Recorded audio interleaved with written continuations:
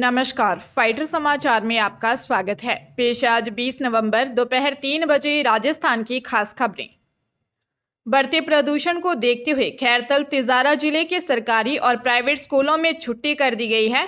20 से 23 नवंबर तक पहली से 5वीं कक्षा तक के बच्चे स्कूल नहीं जाएंगे। इसका आदेश खैरथल के कलेक्टर किशोर कुमार ने जारी किया है। उधर उत्तर भारत में पिछले दिनों हुई बर्फबारी के बाद हवा ने राजस्थान में सर्दी बढ़ा दी है। रात और दिन में कई शहरों का तापमान औसत से नीचे आ गया है। सुबह शाम ठिठुरन बढ़ने लगी है। बढ़ती ठंड के साथ ही राजस्थान में प्रदूषण भी खतरे के स्तर को पार कर गया है। मंगलवार को भिवाड़ी, करौली और बीकानेर में 300 से ज्यादा AQI दर्ज किया गया। वायु प्रदूषण से हालात इतने खराब हुए हैं कि बीकानेर के स्कूलों में तो बच्चे मास्क लगाकर जा रहे हैं। मंगलवार को राजस्थान के कुल 26 जिलों में AQI 200 से ज्यादा था। सबसे साफ हवा दक्षिणी राजस्थान में दर्ज की गई। राजस्थान में 12,000 से अधिक भर्तियां कोर्ट में किसी न किसी वजह से अटकी हैं।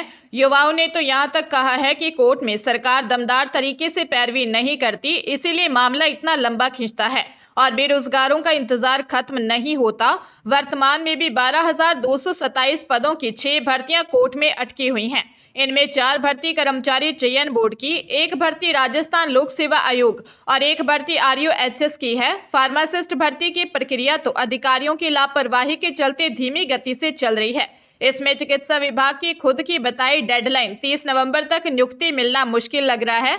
4 भर्तियां कनिष्ठ लेखाकार एवं तहसील राजस्व लेखाकार, अध्यापक भर्ती 2022, फूड सेफ्टी ऑफिसर भर्ती और सूचना सहायक के 2,730 पदों पर भर्ती तो गलत सवालों को लेकर कोर्ट में है। भरतपुर के बयाना के बाइक सवार 4 छात्रों को यूपी के मथुरा में कॉलेज जाते समय एक प्राइवेट बस ने टक्कर मार दी। हादसे में 3 ने मौके पर ही दम तोड़ दिया, जबकि एक गंभीर घायल आगरा के हॉस्पिटल में इलाज के दौरान मौत हो गई। चारों दोस्त एक ही बाइक पर कार को ओवरटेक कर रहे थे, तभी सामने से आ रही बस की चपेट में आ गए। सभी छात्र एक ही कॉलेज में BSc एग्रीकल्चर सेकेंड ईयर के स्टूडेंट थे। घटना मथुरा जिले के मगौरा थाना क्षेत्र के जाजम पट्टी के पास की है। चारों दोस्त रोजाना 80 किलोमीटर दूर कॉलेज आना जाना करते थे। मगौरा थाना प्रभारी निरीक्षक मोहित तोमर ने बताया कि भरतपुर के बयाना के गांव नगला मडपुरिया निवासी 22 वर्षीय रितेश, गांव शेरगढ़ निवासी 21 वर्षीय मुकुल, भरतपुर निवासी 21 वर्षीय चेतन और बयाना के पठानपाड़ा निवासी 23 वर्षीय रामकेश की मौत हो गई।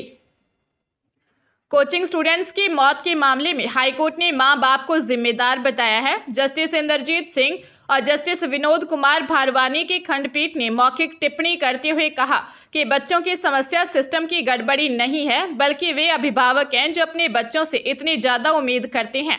अदालत ने कहा कि कई अभिभावक कहते हैं कि या तो पास हो जाना या वापस मत आना। ऐसे में बच्चों पर सिस्टम के साथ ही अभिभावकों का भी दबाव बना रहता है। अदालत ने यह टिप्पणी कोटा के कोचिंग सेंटर्स के स्टूडेंट्स की आए दिन हो रही मौत के मामले में लिए स्व प्रेरित प्रसंज्ञान पर सुनवाई करते हुए की। राज्य सरकार को 8 सप्ताह में बताना होगा कि मई माह में दिए निर्देशों की क्या पालना की गई। इसके अलावा राज्य सरकार से यह भी बताने को कहा है कि प्रदेश में कितने कोचिंग संस्थान रजिस्टर्ड हैं। बूंदी जिले के हिंडौली इलाके में नेशनल हाईवे 52 पर एक कार और बाइक की टक्कर से बाइक सवार मां बेटे सहित दोहिते की मौत हो गई। हादसे के बाद ग्रामीणों में रोष फैल गया और हाईवे पर जाम लगा दिया।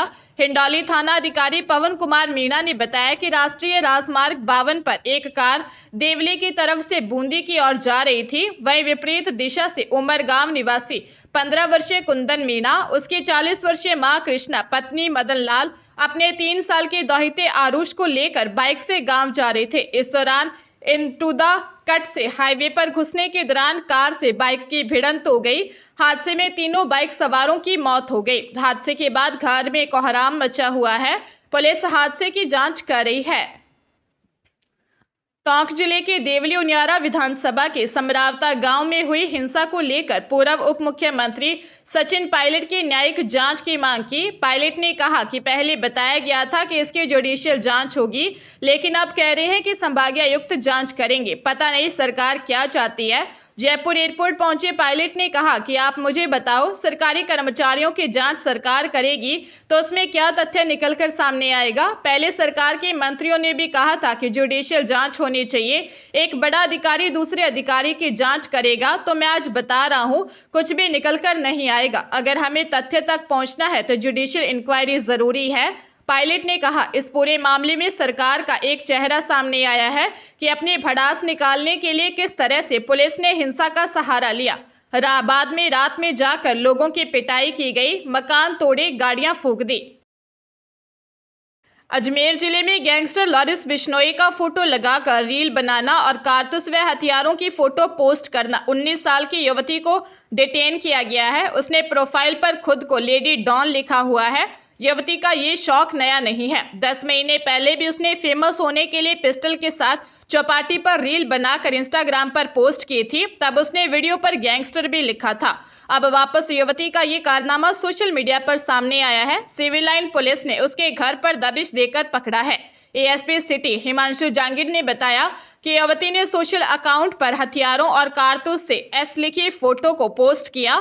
उसमें एक अन्य प्रोफाइल पर खुद को लेडी डॉन लिखा हुआ है। इसके अलावा गैंगस्टर लॉरेंस बिश्नोई का कवर पर फोटो लगाकर रील बनाकर अपलोड किया था। रिश्वत कांड में यूडीएच के तत्कालीन प्रमुख सचिव कुंजीलाल मीणा और विभाग के अन्य अधिकारियों को एसीबी ने क्लीन चिट दे दी है। एसीबी ने माना है कि फाइल पास कराने के नाम पर वसूले गए 12 लाख रुपए के मामले में इन अफसरों की भूमिका नहीं थी। एसीबी ने घूस लेते गिरफ्तार दलाल को ही आरोपी मानते हुए उसके खिलाफ उदयपुर में एसीबी मामलों की विशेष अदालत में चालान पेश कर दिया है। अब इस मामले में कोई जांच लंबित नहीं है। एसीबी की जयपुर टीम ने मामला गत वर्ष दर्ज किया था, जिसमें तत्कालीन यूडीएच के प्रमुख सचिव कुंजीलाल मीणा, संयुक्त सचिव मनीष गोयल तथा सहायक अनुभाग अधिकारी हरि मोहन मीणा के अलावा दलाल उदयपुर निवासी लोकेश जैन आरोपी थे। एसीबी ने 8 मई 2023 को दलाल लोकेश को 12 लाख रुपए की रिश्वत लेते गिरफ्तार किया था। ट्रैप से पहले तस्दीक में दलाल ने यूडीएच अधिकारियों का नाम लिया था। कोटा एमबीएस ब्लड बैंक की अव्यवस्थाओं को लेकर 10 नवंबर को ऊर्जा मंत्री हीरालाल नागर ने मेडिकल कॉलेज प्रिंसिपल को पत्र लिखा था। जवाब में प्रिंसिपल डॉक्टर संगीता सक्सेना ने जो रिपोर्ट भेजी, उस पर ऊर्जा मंत्री नाराज हो गए। ब्लड बैंक प्रभारी की ओर से संलग्न रिपोर्ट में मंत्री ने लिखा गया, सीम्स टू बी मिसफीड। अब मंत्री के कार्यालय ने पूरे मामले पर प्रिंसिपल को कड़ी चिट्ठी लिखी है और कॉपी चिकित्सा मंत्री व कोटा कलेक्टर को दी है।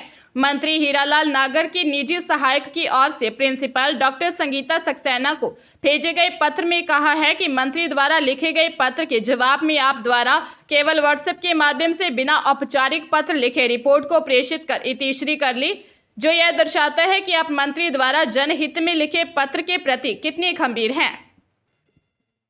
पंजाब के जगरांव शहर में एक कारोबारी से फिरौती मांगने का मामला सामने आया। शहर के पॉश एरिया शास्त्री नगर में रहने वाले नामी परिवार से 3 करोड़ की फिरौती मांगी गई है।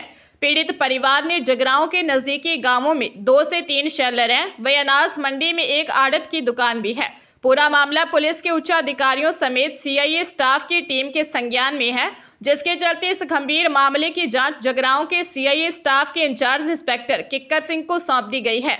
इंस्पेक्टर किक्कर सिंह अपने स्टाफ की टीम के साथ शास्त्री नगर और डिस्पोजल रोड के आसपास के क्षेत्र के सीसीटीवी कैमरे खंगालने में लगे हुए हैं। घने कोहरे के कारण आरोपी का कोई सुराग पुलिस के हाथ नहीं लगा है। पुलिस ने मामला दर्ज नहीं किया है। बांसवाड़ा जिले में ऑनलाइन पैसे ट्रांसफर के नाम पर धोखाधड़ी करने वाले 3 आरोपियों आकाशवाणी कॉलोनी निवासी 25 वर्षीय राहुल गरासिया, 19 वर्षीय नकुल पांड्या और नीलम नगर निवासी 18 वर्षीय धीरज शाक्य को कोतवाली पुलिस ने गिरफ्तार किया है। सीआई देवीलाल के अनुसार तीनों के खिलाफ धोखाधड़ी की शिकायत 13 नवंबर को 38 वर्षीय टीना पत्नी भरत सिंह ने दर्ज करवाई थी।